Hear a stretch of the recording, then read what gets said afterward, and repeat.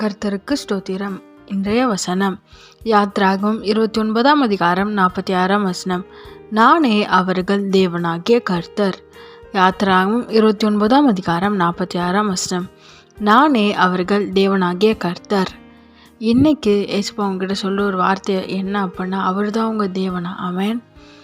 நீங்கள் நினைக்கிறீங்களா உங்களோட சூழ்நிலை நேற்று தேவன் இருக்காரா இல்லையா, என்ன பண்ணுறாரு, என்ன நடக்குது அப்படின்னு புரியாத ஒரு சூழ்நிலை இருக்கிறீங்களே. ஏசுப்பா சொல்கிறார், நான் உன் தேவனாகிய கர்த்தர்.